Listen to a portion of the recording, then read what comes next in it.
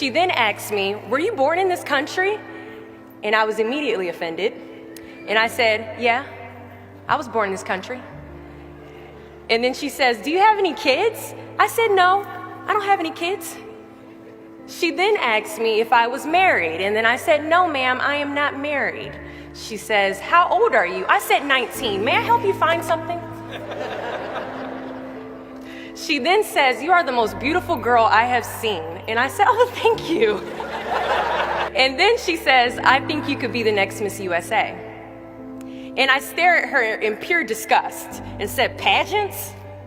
You're telling me pageants like Sandra Bullock, Miss Congeniality. Pageants? You think I should compete in pageants? I'm in the Army, okay? We don't do pageants in the Army." She then asked me to meet her at Starbucks. And apparently I was a pretty open-minded 19-year-old because I actually agreed to meet her the very next day.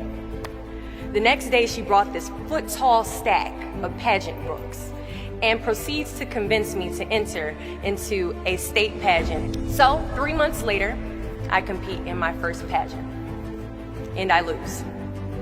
I go back the second year, compete in the state pageant. I lose. Go back the third year, compete in the state pageant, and lose. Go back the fourth year, compete in the same pageant, and lose. I go back the fifth year, y'all. Compete in the state pageant and lose. But guess what? I go back the sixth year. Guess what happens? I lose. I called her on the phone and said, "You told me I could be the next Miss USA." And she says, "Deshauna, keep working, don't quit, keep going back." And in June of 2015, she passes away from leukemia. 6 months later, in December 2015, I win Miss District of Columbia, USA. 6 months after that, in June of 2016, I become the first soldier to win Miss USA. At times, our purpose drops in our laps as if the heavens threw it by accident. I ask only one thing of you all today after you leave this building. Do not fear failure, but please be terrified of regret. As giving up is the birth of regret. After you walk out this door, you will receive 100 doors shut, slammed in your face.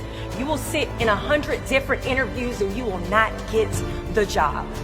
Or telling you, "Thank you for your application, but we regret to inform you that we've chosen a different candidate for this job." You will have 100 moments that will be filled with someone telling you no. I love a good no. Please tell me no.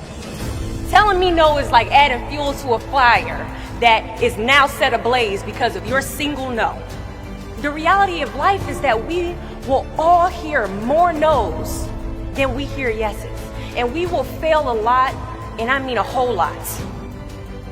But what I ask of you today is to not take no for an answer. Don't be afraid of no's. Be afraid of the possibility of a yes that you have prematurely destroyed because you decided to quit before the clock strikes 12. I love additional reasons to work harder. Please give me a reason. So today I challenge you to fight, to work, to not stop here, to believe so heavily in your aspirations that you too will not fear the word no, but instead you will choose to welcome it.